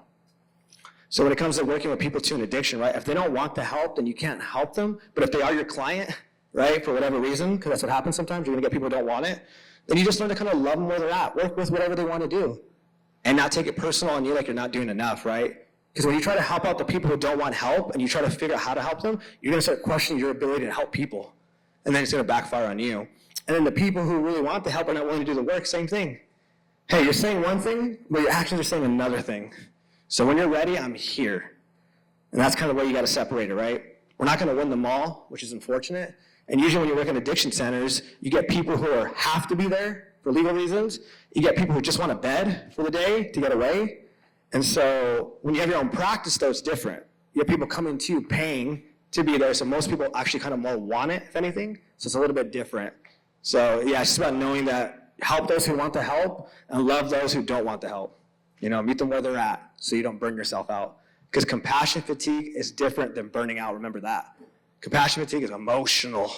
All that trauma, all that you're taking it on, and then it can make you hate everything. You might go, I don't think I want to do this for work anymore. I don't think I want to be with my wife anymore. I don't think I want to speak anymore. It's like, whoa, hold on. Am I having compassion fatigue, or am I really feeling these things? Because compassion fatigue will do that to us. Specifically, like with addiction, how do you know the difference between replacing an addiction with a healthy addiction? Like one person could say that you're like addicted to helping people. Yeah. And like there's a line where it becomes unhealthy also. But how do you find that line? Yeah, that's good. So they say when people get sober, we do tend to become addicted to other things. That's why you'll see people get sober, they're like, oh, I'm an ultra runner now. It's like, what? Yeah, I'm sober now, I'm vegan. I'm sober, I'm going on a juice cleanse, I'm going to do juice for 30 days. I'm sober, I just got on a dating app, I'm talking to 20 girls, this is crazy, I'm not an addict. So what's going to happen is that's just a natural part of the process, right? When an addict gets sober, they're going to choose something else to get addicted to, right? The addiction doesn't go away. They just channel it to hopefully something better, but there's still a fine line because we can become obsessed. Some people think fitness is going to fix them. So they get shredded and they look great physically. Oh my gosh, they maybe get some attention, like damn, but then they relapse.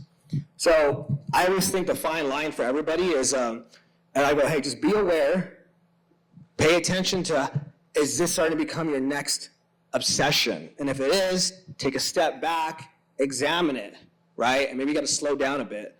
I know for me, in my experience, I usually have to become obsessed. Luckily, I'm in a room full of people to call me out, and because I respect them, I may not listen right away, and I'll totally be like, you guys are trying to control me. But if I care enough, I'll take a step back, usually because I make a mistake, not a relapse, but a mistake. I go, crap, I'm becoming addicted to this again. I need to slow down.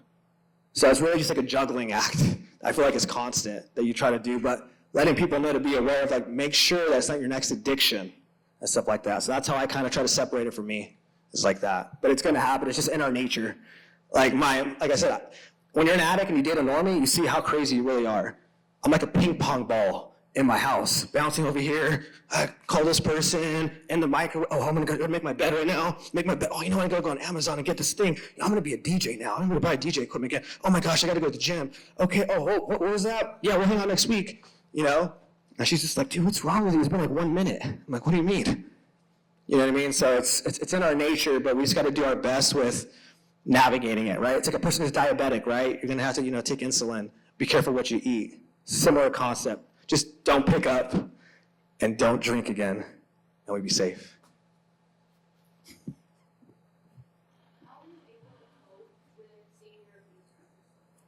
Oh, yeah. That's a good one, right? How did I cope with seeing my abuser at the funeral? So let me do two of them, right? So I'll do my dad, who's like the physically abusive mentally one, then I'll do the person who abused me sexually. So with my dad, because he's my dad, right? What I had to do with my dad was understand when you're a real narcissist, like a disorder, not just like traits, because we all have narcissistic traits. When we don't get our needs met, we become narcissistic. But when you have the disorder, in theory, they'll never change. So with my dad, I had to just have strong boundaries with him. I see my dad twice a year only, on his birthday and on my birthday. That's how I had to protect myself, because when I try to hang on my dad, he does the same. And it triggers me, I get angry, and I learn, I love you, I forgive you, but I can only see you twice a year. What's what I can handle?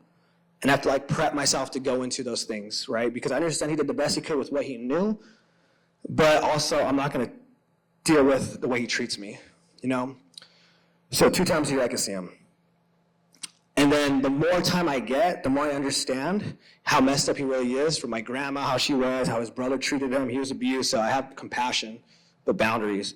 Now with my abuser, I'm never planning on to hang out with him, but when I saw him, thank God I did a lot of therapy, EMDR therapy, inner child, all that forgiveness to let it go. Thank God I was sober. Thank God I helped other men. I believe there's meaning to it. Because when I did see him, don't get me wrong, I froze. I went, oh my gosh, he's right there. And I had 5-10 seconds to walk in that funeral. Oh, hi, it's good to see you, look the same. And then I walked away like this, and I went, oh my gosh, what am I going to do? So I called somebody up, hey, my abuser's here, what do we do? And they're like, and they've been abused too, my friends. So they're like, just stay outside, talk to me on the phone. And I was like, dude, I don't want to just leave. You know what I mean? I'm not going to go stab him. It's not going to solve nothing. I don't want to say anything, because my family doesn't know, only because my mom got stage 4 cancer twice when I was going to tell her. And I talked to someone, they're like, you don't need to tell her why she has cancer if you don't want to. I said, I don't want to. Second time I saw him, I knew I was going to see him. So I was like, my wife was like, I'm going to come with you and I'm going to stab him. I'm like, don't do that. Don't do that. So we go to the open casket first, and it's a smaller group of people. And I know he's going to be there, so it's different. I'm anticipating it. He's like, okay, just go in, say your condolences to your mom, hug. You're going to see him. Hey, how's it going? So I go, I say, oh, hey, how's it going? Good to see you again. And I walk away, and I sit outside the room, and I start hearing him laughing. It's just laugh with my mom. And I just go, I got to get out of here. So I left. I knew I was going to see him one more time at the service where they have the food reception. And same thing. Me and my girlfriend had a code word. Okay, when you get uncomfortable, let me know we'll leave. Okay, cool. So we're at the restaurant. I made sure I'm sitting way away from him. And I'm eating my food. And all of a sudden, I just feel hands on my shoulder rubbing my neck. And he tells my wife, is Fausto touching you inappropriately? Oh, dude, I was so shocked. if I was him, I wouldn't want to be around me, you would think. And my girlfriend's face or my wife's face gets so red, you can tell she's like, I'm gonna snap his neck. And he walks away and I say, let's get out of here. And so I left. And so that's how I was able to walk through that, right? Again, I don't like what he did to me. People say, why don't you say anything now? I'm like, my mom's lost her sister, her aunt, her brother in the past year from the seizures and all that. I'm like, I don't want to. So, but luckily I did all that forgiveness and meditation and therapy and EMDR therapy for years, right? Because I didn't see it for I did about 5 years of work before I ran into him, after it happening 10 years before that. So that helped me kind of deal with it, but you need boundaries with your abusers. You don't got to hang out with them, you don't got to see them. Depending on the situation, if you want to report them. It's really up to you. But that's what helped me deal with that, if that makes any sense. With all the help you've received and all the help that you've given, is there still someone in this world that you cannot forgive? I sometimes have a hard time forgiving myself. For me, I always tell people, right? So a lot of people know who I am back home, right? I'm pretty well known, and I'm everywhere. I mean, people love me. I don't really have any enemies. I have a really good reputation. I always say the only people that are probably mad at me are my ex-girlfriends, and when I was in my addiction, because I think the more sober that I get, the more mad I get at myself. I wasn't abusive, but lying, manipulating, stealing, not showing up, screaming at them, making them feel like they're the problem, putting their business on social media, when they broke out with me, being that person, taking screens, just stuff like that's not cool, right? Showing up to their house drunk, screaming, telling their parents, guess what your daughter did? Just dumb stuff. I think I feel bad for that, right? Because I'm like, gosh, I hate that that's the version of me that they got. Because remember, it was only happening because I was in pain and drunk. That's not who I am. But the reality, it doesn't matter. I still did that. And one of them, there's a thing called amends. You make amends to people you hurt. You reach out, as long as it's not going to hurt anybody. And that one will never respond to my messages. Every year on my sobriety day, I reach out, no response. So I feel, and every year I start to really get more clear, what I've done. And I'm like, why would she want to respond? You know what I mean? Her perspective of me was that person. I got to remember that. And then the second one was when I was in sobriety. I went through a breakup in sobriety, and I lost my home, my car. I found out the girl I was dating cheated on me. And after that, I was single for a year, did a bunch of therapy, and I met this girl, and I found love. And I would go visit her in Colorado every 2 weeks. I'd fly out there, and I did. I brought her with my friends to Hawaii for our recovery event. She was in recovery. I met her family. And she said she hasn't been in a relationship for 5 years because she's had a hard time. She's been hurt. And I'm like, I'm not going to hurt you like that. And I really meant it. But all the therapy that I did that 1 year of that healing, I realized that I used to be the person that falls in love quickly and wants to stay. And then I realized that, oh crap, I fall in love with people quickly because it's new. But then I fall out of love out of it because I wasn't really in love. I was just stimulated. I didn't know that. So then now I have this woman. I'm like, crap, I'm about to break up with her after I told her I wasn't going to do that. And I'm so afraid to hurt people's feelings that I'm just going to lie and say my therapist said I'm not meant to be in a relationship. And I led her on, and she was moving out to California. But I didn't mean to. And so when I broke up with her, I know I hurt her. Same thing, she hasn't talked to me in the past 3 years. She blocked me. Those are the two I have a hard time forgiving myself because I don't like that I hurt someone's feelings like that because it's not who I am, but it doesn't matter. It's what I did. So I have a hard time forgiving myself for those two relationships. Yeah. Since you're still here, I have a question I was just dying to know. You mentioned working with AGT, Yeah. so I'm a watcher, I watched from the beginning. Yeah. And you also mentioned jump roping. I know they've had a few jump rope acts on the show. Are you connected with them at all? With jump rope acts on? On AGT, American Cup. So one of my friends was actually on, I know all the jump ropers. Let's just say that. Yeah, so I manifest, it's so funny. When I got sober in 2017, there was a jump rope in my bag, and you could call me schizophrenic, but I wasn't yet. But the jump rope talked to me and said, you're going to be the best jump roper in the world, and you're going to tell the guy who made that jump rope that his jump rope saved your life. So what did I do? I jump roped every day on Instagram. All of a sudden, I guess I got really good. So with Floyd Mayweather, the boxer, my buddy makes his jump ropes. I won a jump rope contest at Venice Beach. And they did a whole story on me. And everyone's like, oh, damn, dude, you're so cool. Validation. I'm like, oh, man, I guess I'm good at this. The #1 jump rope channel is called Jump Rope Dudes. They go, hey, can we do a story on you, beating addiction with the jump rope? I go, sweet. Did a story on me, went viral. And then the #1 jump rope in the world that made that jump rope, who's an Olympic athlete, he's actually from DC. That was the first time I came out to this area. I manifested meeting him, right, saying his jump rope saved my life. A year into my sobriety, he calls me. Hey, I've been watching you from afar. I want to meet you. I'm going to fly you out to DC. Flew me out to DC. I got certified by him. We went to Benihana's. He goes, what do you want to tell me? I go, your jump rope saved my life. I became #2 in the world. You know, so that's why people see that. When I try to explain that, I do act sometimes when I speak and I have my rope, and people are like so blown away what I can do. Because it's just something like, people are like, dude, that's insane. And only 2 people in the world can do it. So that's how the jump rope stuff happened. That's a whole another story. Yeah.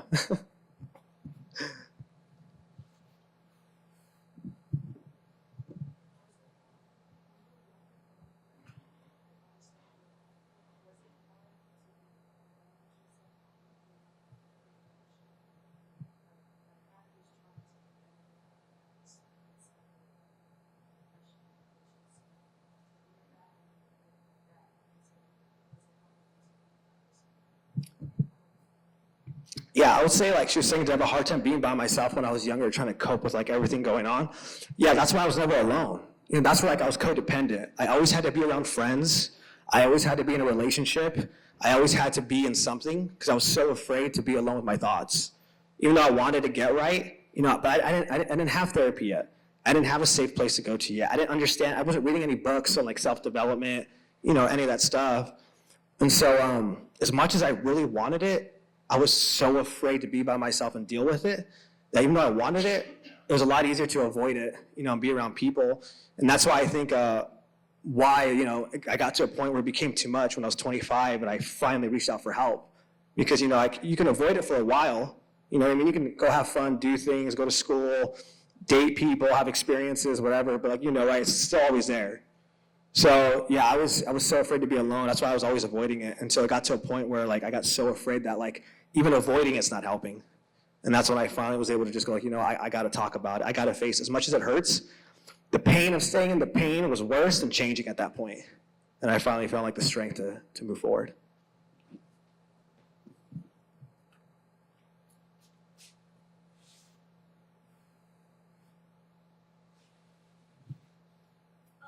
What's kind of like the extent of what your parents know about being abused or like drug abuse? And do you ever plan to like fully explain that to them, or communicate that with them? Yeah, so the question is, do I ever feel like, how much do my parents know about what happened to me, and do I ever feel like I'm going to tell them the full extent? So my mom knows about the time it happened to me when I was 7, only because she found my resentment paper. I left it in her car on accident, so I was kind of like forced to tell her. She knows about my drug addiction. She knows everything about me. The only thing she knows but doesn't know is that her friend abused me. So what ended up happening once, so again, you see, I tell you guys, I mean, you can find my story, I'm everywhere. It's out there. I don't know if you guys have seen this, there's a big YouTube channel, Soft White Underbelly, which is the #1 channel for storytelling. I mean, millions of people see it. I said it on there. But my mom really doesn't look at my stuff. But there's been times where she's like, hey, I heard your speech the other day at that event. What do you mean you were molested as a teenager? And I go, no, sorry, I meant when I was a kid. You know, Mom, I got ADHD. I kind of like said it wrong. Like I said, the only reason why I didn't tell her is because the first time I wanted to tell her is when she got cancer. And I was going to tell her again, and she got cancer again. And then when I was going to tell her again, that's when her both sisters died of the seizures and all that stuff. And so I was just like, I'm just not going to tell her. So now she knows everything else but that. But it's out there if she really wanted to look. And I'm okay if she sees it. I'll explain it if I have to. But I don't know if I'll ever tell her. Maybe if he dies, you know, if I find out that he dies, I think I'll tell her. But I think right now with everything she has going on, I'm just like, I don't want to. And I'm okay with that, though, right? I've accepted to be okay with that. But it does cross my mind.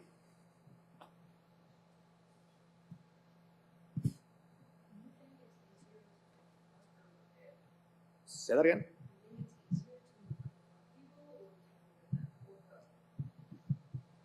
It's easier to confront or to forgive. Man, from my experience, I think confronting is harder for me.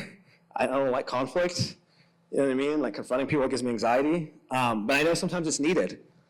So I think everybody's different. I think some people are more okay with like, confronting people, right? Kind of like the people that are the ones that you want on your side to like, I'll go say something. And then you have the ones that kind of like me, were like, I'm just gonna walk over here. So I think it depends on the person. If confronting is harder than forgiving, I think it's different for everybody. But that's what we have to decide too. Do you want to confront them or do you just want to let it go and move on, right? I would say, is it going to hurt you or hurt them? It's kind of what you want to look at. And some of them you can't ever confront, right? Let's say the person's gone. You don't know where they're at.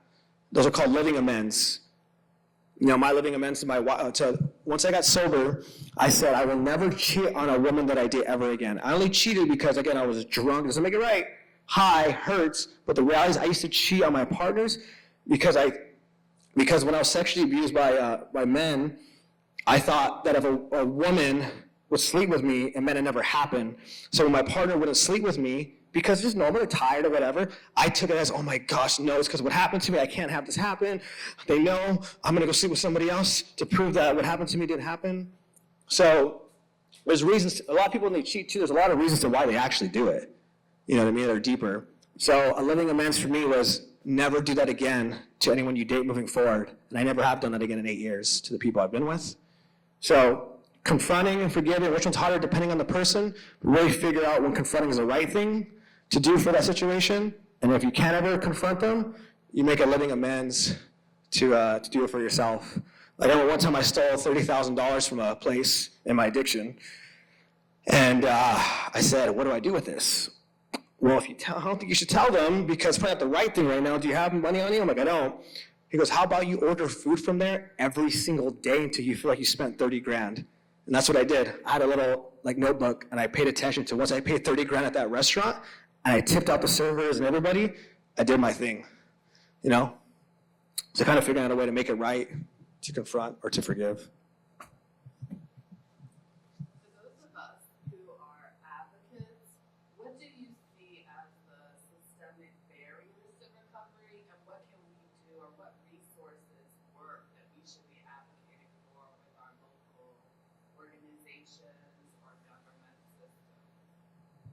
Yeah, when it comes to helping people on the streets for addiction, you're saying how do you, as advocates, people who are out there in the streets trying to help people, right? Peer support, people trying to help the people, right, that are suffering. How do you what's the route to go to build something, add something, say something?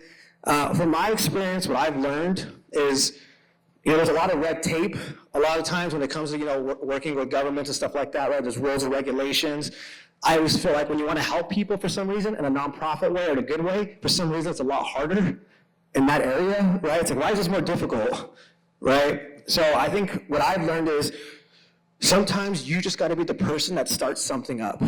Simple. I want to get a house to house people for free. Just one house, maybe 4 beds, but that's a start. You know what I mean? I'm going to feed people.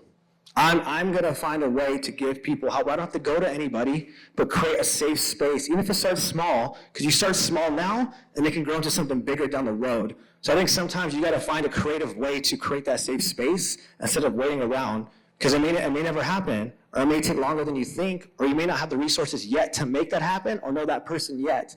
But I've seen when you start something in front of you, it can have a huge impact, because people see that, I want to do that. I want to help that. That's what we did. We said, how do we help out people? We had a house. Let's just house people off the streets. Why not? Do you have room? We'll make room. You have food? We call them set-free steaks. They're actually hot dogs, but we call them steaks. You know what I mean? Cool, we'll have some free hot dogs, and we'll do some of that. We'll drink some water from the sink, whatever. We'll make it work.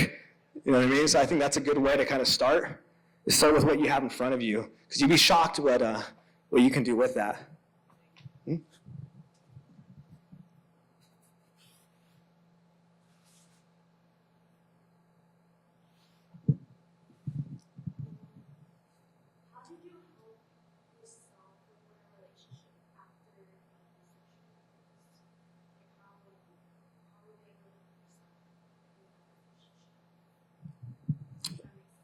How did I navigate being in intimate relationships after being abused? That's a great question. So when you've been abused sexually, let's say that one, mentally, all that stuff, what's going to happen is I would go into my love my romantic relationships, and I'm very toxic now at this point. I'm very triggered. Don't touch me. I don't trust you. I don't feel safe with you. That's what it was for me. That's why I had to drink to be intimate, to start off. I couldn't just be sober first to get into it. I had to be drunk because I felt uncomfortable. I don't know why, but I felt uncomfortable. And then I noticed myself look at intimacy as very mechanical now. There's no love in it. There's no emotion. It's very mechanical. I'm very just like almost dissociated when I'm in it. So I had a really unhealthy relationship with intimacy. And I always thought like people were going to leave me, so I'm reactive. I would take the abuse, that's all I knew. So for me to be able to navigate that, one, I had to identify like how is the abuse affecting my love life, you know? Once I was able to kind of I had to see a therapist for that. That's what I was saying. I went to a therapist for that. And I said, hey, I've been abused. I'm noticing my relationships look like this. Is it because I've been abused? Like I need to connect the dots. And then once I realized how the abuse affected my love life, for me, I had to learn to be single first, for me. Some of you might be in a relationship now, but for me, I was able to become single, and I had to learn to love myself for who I was and understand what is a healthy relationship anyways. And so on a piece of paper, I wrote, I want someone who's responsible, honest, vulnerable, loves himself, passionate about people, when they make a mistake, will make it right, creates a safe space for me to talk. I had to kind of create this ideal partner, and then I had to ask myself, am I that person that I want with integrity? Not just act like that, am I that? And I was like, no, I'm not. I want to be. So when I started to become that person that I wanted, I actually started to attract that person that I wanted. And then when I got into a relationship where my picker was getting fixed, then it was a lot of me going to therapy at the same time, because now I can only learn certain things when I'm in one that I could only learn, I couldn't learn when I was single. So I had to go from this relationship to therapy. Okay, why am I getting triggered when they ask me this? Okay, why am I noticing that when they say, hey, they need a day to themselves, I'm like losing my mind thinking they're gonna leave me? Why do I notice during intimacy, I shut down? You know what I mean? So having a safe space, you want your partner that you're with to give you a safe space to share that. I had to tell my wife, I said, hey, we're not gonna be intimate until I feel safe with you emotionally, mentally, and spiritually. Then physically comes after. But I learned that. Before I didn't learn that, I was like, okay, no, I gotta figure this out. How do we do this? No, it's just how I am now. So I was able to communicate that. She's like, I respect that. Thank you. Or she'd do something like, hey, don't put your hands on me like that during it's why. I go, I've been abused. It triggers me. Please never do that. I get that. I respect that. Thank you. So that kind of helped me kind of, learn how to be in a healthy one. And then couples therapy after that while you're in it for sure. So that's kind of how it messed me up and how I kind of navigated to go in. Because when you are abused in any way, your love life's gonna look different. And you gotta be able to fix it. Because if not, you can be 60 years old dating a toxic person still. It's possible. And usually empathetic people, narcissists love us. They smell us. They go, oh, look at that empathetic person. I'm gonna go over there and get them. So that's why we gotta have boundaries, because we can't avoid them, but we sure can protect ourselves from them. Yeah.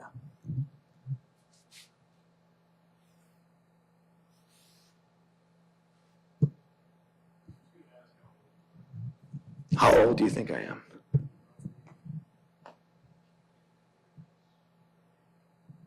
$30 what?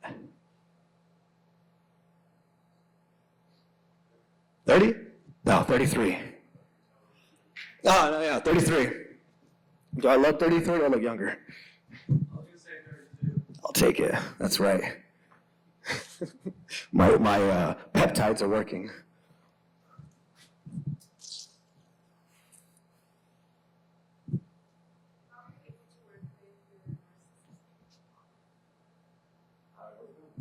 Well, yeah, like I was saying, I can only see him twice a year. Because he won't change. But I don't want to regret not ever seeing him. Now, you know what I mean? I did have to set boundaries with him one day. I told him, hey, if you ever talk to me the way that you talk to me, right? Like criticizing me, yelling at me, not listening to me, I told him, I go, I'll never talk to you again. But the thing is, when he did, I didn't talk to him anymore. So I had to literally show him that I was being real, no matter how long it took. And then I had to let him know, when we do hang out, it's just those 2 days a year all I can handle. And I had to learn that when I do hang out with him, I prep myself. He's not gonna ask me about my day. I know he's not ever going to listen to me, but I'm going to love my dad because he probably never was loved. So I'm going to be that for him, but I can only handle 2 hours at the taqueria with him. Because after that, he starts saying things that just make me feel so embarrassed, and I got to get out of there. So that's how I learned to work with my dad. It's just what it is. It sucks because I wish I had my dad. I cry sometimes, but I wish I had my biological dad, but I had to accept the fact that I'm just not going to have that. And once I accepted that, I learned to lean on my mentors a little bit more. They're like father figures in my life, and so I'm grateful that I have some good men in my life that, invite me to Christmas and Thanksgiving and tell me happy birthday to me, and when I could call them and tell them, like, hey, guess what happened? I got this new thing, and they're like, that's amazing. I go, dude, thank you, because I can't call my dad and do that. I'll tell him, oh, that's stupid. Oh, why are you doing that? And then I'm like, thanks for ruining my day. But I learned he just can't be that for me, and I got to be okay with that. But I still have strong boundaries with that guy.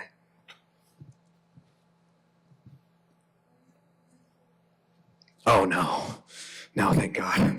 They got separated when I was 5, and they came back together when I was in middle school, and they got separated again, and then they've been separated ever since. That moment with your dad sounds really powerful, and like the moment that you took that power. At what point of your recovery did that happen? I would say that happened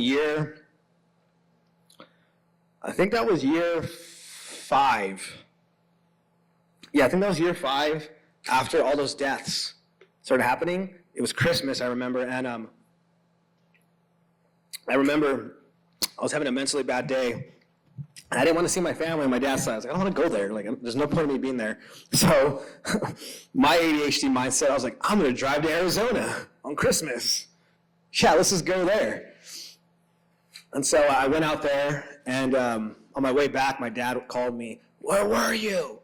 Oh, so you think you're all cool because you're the hope dealer, and you go save all these addicts and homeless people, but you can't even be here with your family. And I said, I go, you want to know why I wasn't there, Dad? He goes, yeah. I go, because of you. I go, Dad, the only person's attention I want is yours, but you never asked me how I'm doing still. I got 5 years sober. You never asked me how my sobriety is.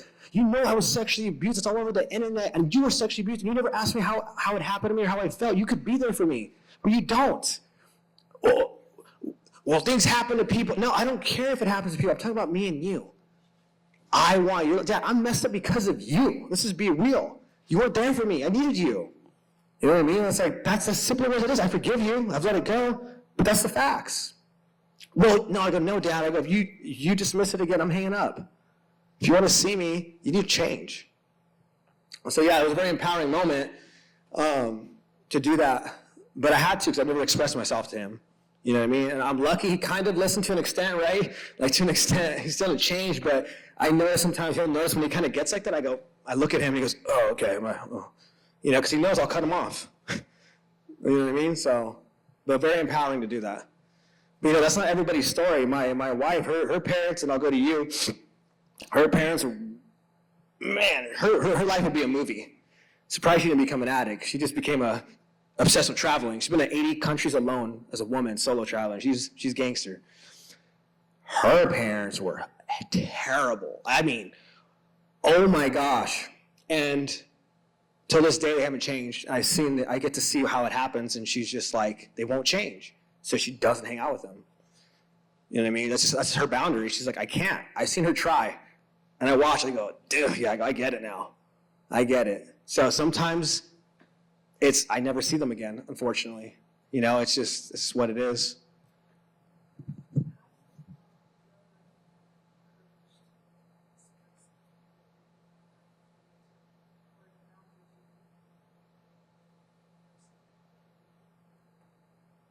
Yeah.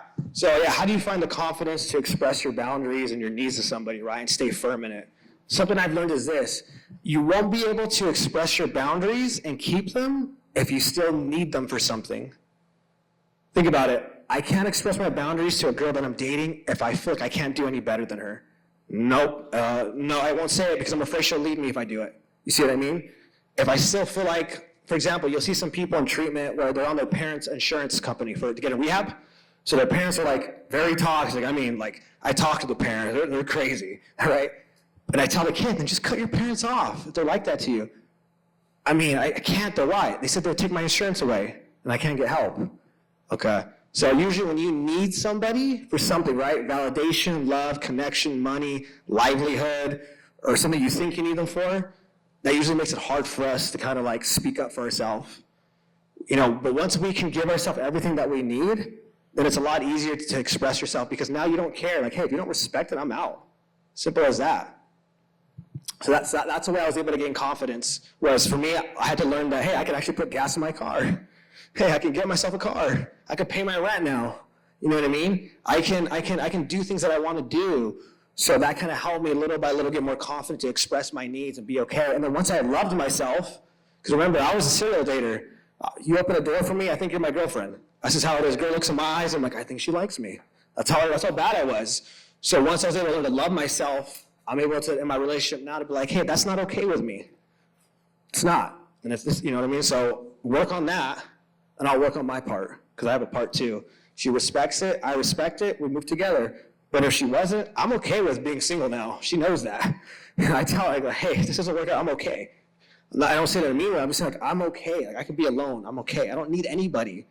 I want people, but I don't need. So yeah, we gotta get into a place where we don't need that person, place, or thing, so we can set that boundary and keep it. Because remember, we can say a boundary, but can you keep it? That's a whole different story. Don't do that to me. Oh, you know what, never mind, it's okay. You know what I mean? That's usually because there's a fear behind the boundary.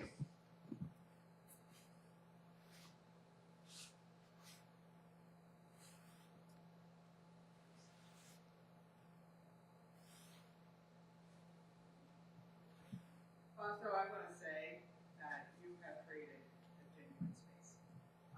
Authenticity, right, goes so far. And thank you for bringing that to our campus today. Students, guests, for saying, thank you. I've been in higher ed for over 30 years, and I've never been in a room full of students who have made well beyond the point. So thank you for your genuineness. And we don't need to cut this off. But you also need to give a round of applause. Thank you. And I appreciate you guys too. I think, I'm not perfect. I still struggle to this day. And like I said, I'm like shocked. I get to do things like this. So thank you guys for asking questions, making me feel comfortable. Because when I was standing back every day, I'm always like, oh my gosh, what am I going to say? Like, they're from Maryland, I'm from Orange County. Maybe the jokes are not going to hit the same. I'm going to say something. Like, I don't know. Maybe they'll have perfect families and they're like, addiction, what is that? Like, I don't know. They'll probably look at this guy. Am I even dressed like normal for living here? Like, I don't know. Like overthinking everything. And, it's always nice to, you guys made it easy for me. Good questions, stuff like that. And I'm just grateful because you guys sitting in those chairs today and everybody who was here, again, it makes my story go, man, I did go through that for a reason. And, and I'm just stoked. So I appreciate you guys for giving me another day of believing that everything I went through happened for a reason. And I appreciate that. So thank you for that. And I guess we got no more questions. We'll do a little clap.